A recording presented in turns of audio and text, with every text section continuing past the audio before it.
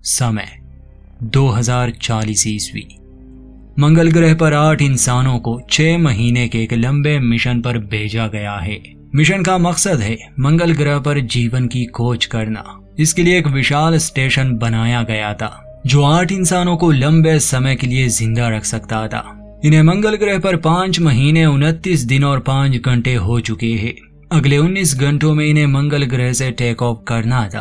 Orbit में ही aurora नामी एक जहाज था जिससे इनका लैंडर जुड़ जाता और ये पृथ्वी पर वापस चले जाते, मगर कुछ हो गया और वो हम इस कहानी में जानेंगे। चैनल को सब्सक्राइब करना ना भूले। शुरुआत होती है तो हमें मार्स रोवर में विंसेंट और रेबेका दिखाए जाते हैं। इन्हें यहाँ पर 6 महीने हो चुके हैं। इनके साथ जो और वैज्ञानिक थे उनका काम था ऐसे सैंपल्स इकट्ठा करना जिससे ये मालूम हो सके कि क्या मंगल ग्रह पर जीवन था या अभी भी है। पिछले 6 महीनों से अलग अलग जगहों पर ड्रिलिंग की गई थी, अभी तक इन्हें कुछ नहीं मिला। ये इनके लिए निराशाजनक बात थी। 8 इंसानों को मंगल ग्रह पर भेजना, अरबों रुपए लगाना और बदले में कुछ ना मिलना। मिशन का समय अब पूरा हो चुका था। अगले 19 घंटों में ये यहाँ से निकलने वाले थे। सभी तैयारियों में लगे थे। इनके 6 महीने बड़े मुश्किल से गुजरे और इस बात का अंदाजा हमें विंसेंट और रेबेका के बातों से होता है। सभी घर जाना चाहते थे, थक गए थे ये। खैर ये दोनों रोवर में ही थे कि रेत का एक खतरनाक तूफान इनकी ओर आ रहा था, मगर चूंकि इन रोवर्स को इसी के लिए डिजाइन किया गया था तो इन्हें चिंता करने की जरूरत नहीं थी। तूफान थमने के बाद ये लेने चाहते हैं किम नामी बायोलॉजिस्ट को, जो बहुत नाराज थी, गुस्सा थी क्योंकि मार्स पर उसे कुछ भी नहीं मिला। विंसेंट और रेबेका उसे स्टेशन पर वापस ले जाने आए थे। खैर वो आखिरी बार ड्रिलिंग कर दी है मगर सैंपल में कुछ नहीं था। मजबूरन वो रोवर में आती है। विंसेंट उसे मजाक में कहता है कि अगर तुम यहाँ रहना चाहो तो रह सकती हो।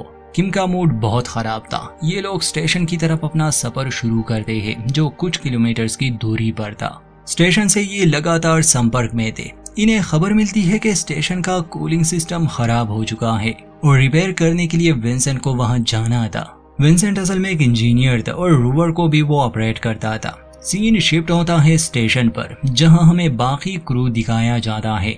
चार्ल्स जो कि इनका कैप्टन था, लोरेन जो कि डॉक्टर थी, एक रशियन, मार्को जो कि बायोलॉजिस्ट था, इनके अलावा रॉबर्ट और रिचर्ड। हर कोई अपने काम में माहिर था।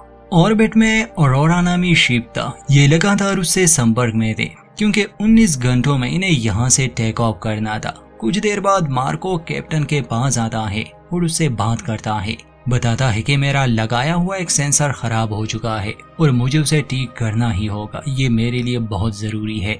कैप्टन कहता है कि माफ करना मगर हमें कुछ घंटों में निकलना होगा, मैं इसकी इजाजत नहीं दे सकता। मगर मार्को समझाता है कि मुझे वो ठीक करना ही होगा वरना सब बेकार चला जाएगा। खैर किसी तरह वो कैप्टन को मना लेता है मगर वो उसे अकेले नहीं भेजता। रिचर्ड को भी उसके साथ भेज देता है कि अंधेरा होने से पहले यहाँ पहुँच जाना। ये जगह बस 2 किलोमीटर की दूरी पर थी। मार्को और रिचर्ड जब तैयार होके निकल रहे थे ठीक उसी समय विंसेंट, रेबेका और किम स्टेशन में दाखिल होते हैं। किम पूछती है कि आखिर तुम लोग कहाँ जा रहे हो, मगर मार्को उसे कुछ नहीं कहता। बस वो अपने भाषा में गीत गा रहा था और रिचर्ड को लिए वो स्टेशन से निकल जाता है। रेबेका कहती है कि बस 19 घंटे ये सब बर्दाश्त करना होगा, फिर हम घर चले जाएंगे। मार्को और रिचर्ड जब रोवर में थे तो मार्को उसे बताता है कि मैंने झूठ बोला, असल में मुझे कुछ मिला है मगर ये बात मैंने अभी तक बाकी सबको नहीं बताई, इसलिए तुम मुझ पर भरोसा करो। वहाँ स्टेशन में विंसेंट कूलिंग सिस्टम को ठीक करता है। फिर किम और कैप्टन की बहस हो जाती है। किम की नाराजगी की वजह यही थी कि 6 महीने मार्स पर गुजारने के बाद उसे कुछ हासिल नहीं हुआ। उसे मार्को पर भी शक था, इसलिए वो बिना इजाजत के उसके लैब रिजल्ट्स देखने लगी। सभी ये देखकर हैरान हो जाते हैं कि उसके लैब रिजल्ट्स में सिंगल सेल बैक्टीरिया था जिसका सेल डिवीजन हो रहा था। साफ शब्दों में उन्हें मंगल ग्रह पर जीवन का सबूत मिल चुका था। मार्को ने सबसे ये बात छुपाई थी तो स्टेशन में यही बहस होती है कि अब वो क्या करे। किम गुस्सा थी कि मार्को ये क्रेडिट खुद लेना चाहता है, हम सभी इसके हकदार हैं। कैप्टन बताते हैं कि हमें ये सब मिशन कंट्रोल को बताना होगा, मगर उससे पहले वो रिचर्ड और मार्को से संपर्क करता है। रिचर्ड अकेले ही रोवर में था। मार्को उसी ड्रिलिंग वाली जगह पर जा चुका था। वो कैप्टन से बात नहीं करता। वो एक सैंपल को निकालता है। रिचर्ड से कहता है कि बातें बंद करो, कैमरा ले आओ जल्दी से। मगर तभी वहाँ के पत्थर टूट जाते हैं और देखते ही देखते मार्को एक गहरे गड्ढे में गिर जाता है। ये देखकर रिचर्ड जल्दी से रूवर से बाहर भागता है ताकि उसे बचा सके, मगर देर हो चुकी थी। वो स्टेशन को ये खबर भेज देता है। कुछ देर बाद कैप्टन और लोरेन उस जगह पर आते हैं। रिचर्ड वहाँ परेशान बैठा था। लोरेन उस पर गुस्सा करती है कि आखिर तुमने उसे बचाने की कोशिश क्यों नहीं की, मगर जाहिर सी बात है इसमें रिचर्ड की कोई गलती नहीं थी। गड्ढा बहुत गहरा था, उससे धुआं भी निकल रहा था। मार्को उन्हें नजर नहीं आता। कैप्टन लॉरेंस से कहता है कि तुम यहीं पर रहना, मुझे स्टेशन में वापस जाना होगा, तुम रोवर में ही रहना, बाहर मत निकलना, ठीक है? मैं 2 लोगों को नहीं खो सकता। रिचर्ड को लिए कैप्टन स्टेशन में आते हैं और मिशन कंट्रोल से संपर्क करते हैं। पूछते हैं कि आगे हम क्या करें। मिशन कंट्रोल से उन्हें आदेश मिलता है कि अगर हो सके तो मार्को की लाश को उस गड्ढे से बाहर निकालो, खुद को तैयार रखो और पृथ्वी पर लौट आओ। कैप्टन विंसेंट और रेबिका को लिए उस हादसे वाली जगह पर जाता है, मगर जब ये लोग यहाँ नहीं आए थे, हमें ये दिखाया जाता है कि लोरेन को कुछ अजीब लग रहा था, इसलिए वो उस गड्ढे के करीब आती है और बाद में उसे रियलाइज होता है जैसे कोई रोवर के अंदर आने की कोशिश कर रहा हो। आगे हमें नहीं दिखाया जाता क्या हुआ। कैप्टन और बाकी सब जब उस जगह आते हैं तो लोरेन का कोई रिस्पॉन्स नहीं मिलता। वो रोवर को चेक करते हैं, मगर वो वहाँ नहीं थी। कदमों के निशानों का पीछा करते हुए ऐसा लग रहा था जैसे वो गलत डायरेक्शन में जाने लगी हो। समय कम था, इसलिए विंसेंट को रस्सी के सहारे नीचे भेजा जाता है। जैसे जैसे वो नीचे पहुंच रहा था, उसे अजीब से विजन्स आ रहे थे। फिर इस सतह पर उसे बड़े ही अजीब आकार नजर आते हैं। वो उसे बयां तो नहीं कर पा रहा था, और जब उसे कुछ होने लगा तो रेबिका और कैप्टन उसे ऊपर ले आते हैं। वो कहता है कि मार्को की लाश वहां नहीं है, स्टेशन में सिर्फ किम और रिचर्ड ही थे। तभी उनके सिस्टम पर डिटेक्ट होता है कि कोई इस तरफ आ रहा है। एयरलॉक खुलता है। रिचर्ड देखने गया तो वो मार्को था। स्पेस सूट के हेलमेट में छेद हो चुका था। जैसे ही वो उसका हेलमेट उतारता है, देखता है कि उसका चेहरा बदल चुका है। वो किसी दानव में बदल गया था। ये देखकर तो रिचर्ड को विश्वास नहीं होता। वो घबरा जाता है। मार्को एक ड्रिल हाथ में लेता है। रिचर्ड उसे रोकने की कोशिश कर रहा था तो अधमरा मार्को उसी ड्रिल से रिचर्ड में छेद कर देता है, उसे बुरी तरह जख्मी कर देता है। किम जब शोर सुनती है, देखने आती है तो ये भयानक नजारा देखकर वो भी काफी डर गई। अब मार्को उस पर हमला करने के लिए बढ़ रहा था। जख्मी रिचर्ड इमरजेंसी अलार्म को एक्टिवेट कर देता है। कैप्टन और बाकी सबको पता चल चुका था कि स्टेशन पर कुछ गड़बड़ है, इसलिए वो रोवर में बैठ जाते हैं और इस तरफ आने लगे। थोड़ी देर बाद स्टेशन में अधमरी लॉरेन भी पहुंच जाती है। ये लोग इन्फेक्टेड हो चुके थे किसी अनजान वायरस से। ये काफी शक्तिशाली बन गए थे। इनके चेहरे बदल चुके थे, मगर अब ये इंसान नहीं रहे। किम खुद को बचते बचाते एयरलॉक का दरवाजा बंद कर देती है। कैप्टन आते हैं तो वो भी ये देखकर काफी हैरान थे। उन्हें तो कुछ समझ ही नहीं आ रहा था। ये जो इन्फेक्टेड हो चुके थे ये काफी शातिर थे। इन्हें एयरलॉक को खोलना आता था, बल्कि सिस्टम को समझने में इन्हें कोई दिक्कत नहीं होती। किम और कैप्टन स्टेशन से निकलने का फैसला करते हैं। किम निकल जाती है, मगर कैप्टन पर हमला होता है। कुछ देर बाद वो बाहर तो निकल आते हैं, मगर वो जख्मी हो चुके थे। किम स्टेशन के डोर को खराब कर देती है ताकि वो चीजें बाहर ना आ सके। रिचर्ड और रेबेका हैरान भी थे कि आखिर ऐसा क्या है जिससे ये लोग इतना डर रहे हैं। किम गुस्से में विंसेंट से कहती है कि मैंने जो देखा, अगर तुमने देखा होता तो तुम ये सवाल ना करते।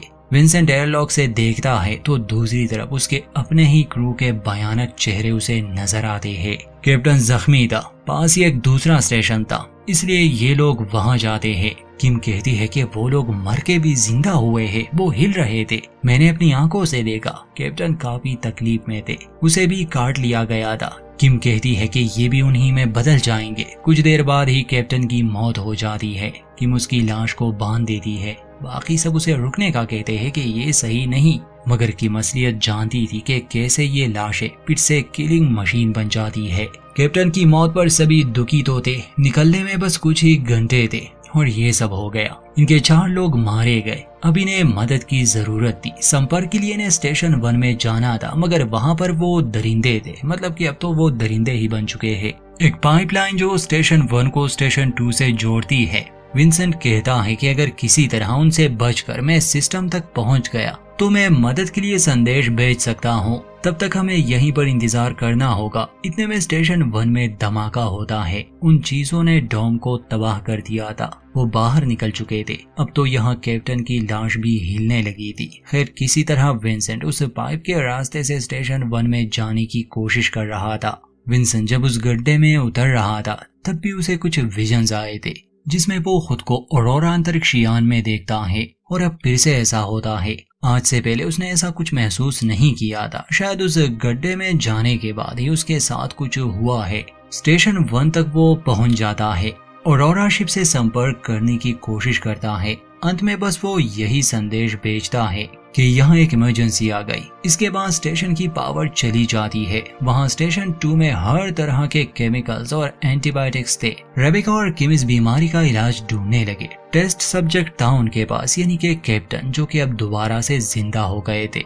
वो एक इंजेक्शन उसे लगाते हैं। वो तड़पने लगा, फिर वो शांत हो जाता है। अब ऐसा लग रहा था जैसे ये सीरम काम करता है। इनका प्लान था कि ये बाकी इन्फेक्टेड लोगों पर स्प्रे करेंगे, जिससे वो ठीक हो जाए या फिर कम से कम मर जाए। मगर इससे पहले कि ये लोग अपने इस प्लान पर काम करते, इन्हें एयरलॉक से आवाजें आती है। असल में इनके इन्फेक्टेड साथी अब अंदर आने की कोशिश कर रहे थे। शायद ये जो वायरस था किसी पैरासाइट की तरह ये अपने होस्ट के दिमाग को इस्तेमाल कर सकता था। जैसे उन्हें पता होता कि एयरलॉक को कैसे खोलना है या बाकी लोग कहाँ छुपे होंगे। वहाँ स्टेशन 1 में अब इन्फेक्टेड रिचर्ड भी विंसेंट पर हमला कर देता है, मगर खुद को बचाते हुए वो उस पाइपलाइन के रास्ते स्टेशन 1 में वापस आता है। विंसेंट बाकी सबको कहता है कि पाइप को सील करो, मगर इससे स्टेशन की ऑक्सीजन भी बंद हो जाती। इसलिए जल्दी से ये लोग अपने स्पेस सूट पहन लेते हैं। कैप्टन भी उठ चुका था। इन लोगों पर हमला होता है। इस हमले में रेबिका भी जख्मी हो जाती है। एयरलॉक से जैसे ही ये बाहर जा रहे थे, किम को थोड़ी देर हो जाती है। रॉबर्ट दरवाजा बंद कर देता है।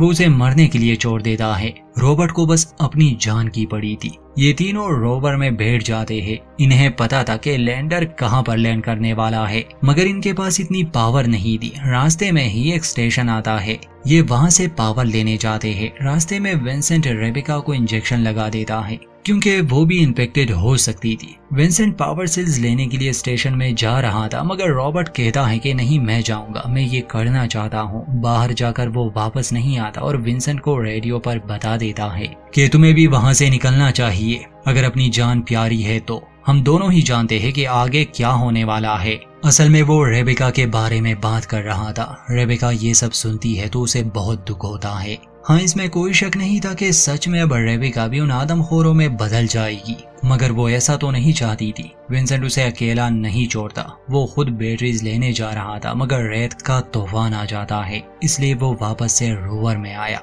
रेबिका पूछती है कि अब हम क्या करेंगे, तो विंसेंट बताता है कि हम सुबह होने का इंतजार करेंगे। रोवर सोलर से चार्ज हो जाएगा, हमारे पास समय होगा लैंडर तक पहुंचने में।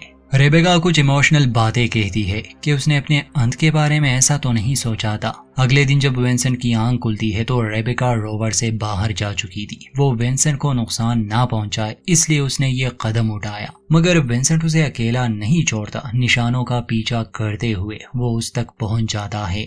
वो रोवर में उसे लाने की कोशिश कर रहा था, मगर देर हो चुकी थी। रेबेका बदल गई थी। वो विंसेंट पर हमला करती है, उसे मारने की कोशिश करती है। वो विंसेंट से भीख मांग रही थी कि मुझे मार दो। इतने में वहाँ लैंडर पहुंच जाता है, मगर उन लोगों को नहीं बताता यहाँ क्या हुआ है। विंसेंट जब उन तक पहुंचता है, इन्फेक्टेड क्रू ने उन पर हमला कर दिया था। सभी मारे जा चुके थे। विंसेंट उस लैंडर में जाता है, देखता है कि रॉबर्ट वहाँ पहले से मौजूद है, मगर अब वो भी इन्फेक्टेड हो चुका है। वो घर जाने की बातें कर रहा था, उसे अपनी बेटी की याद सता रही थी। वो विंसेंट पर हमला कर देता है। लैंडर ने उड़ान भर ली थी। विंसेंट रॉबर्ट को तो मार देता है। वो ऑर्बिट में पहुंच गया, मगर देर हो चुकी थी। ऑरोरा शिप वहां नहीं था। वो एक आखिरी संदेश भेजता है कि मंगल ग्रह पर उनका सामना किसी अनजान वायरस से हुआ, जिससे सभी इन्फेक्टेड हो गए, और मुझे शक है कि शायद मैं भी इन्फेक्टेड हूँ। अगर ऐसा है तो मैं लैंडर को मंगल ग्रह पर क्रैश कर दूंगा, अगर नहीं तो तुम लोग मदद भेज देना। मैं आखिरी बचा इंसान हूँ। और यहीं पर इस फिल्म का दी एंड। दोस्तों, इस फिल्म का नाम है the last days on Mars. ये एक अंडररेटेड फिल्म है। कहानी बहुत सिंपल है। इन्होंने मार्स को काफी अच्छे से दिखाया है। एक बार आपको ये फिल्म जरूर देखनी चाहिए। हमारी वीडियो अच्छी लगे तो लाइक करें, चैनल को सब्सक्राइब करना ना भूलें और अपनी राय जरूर दें।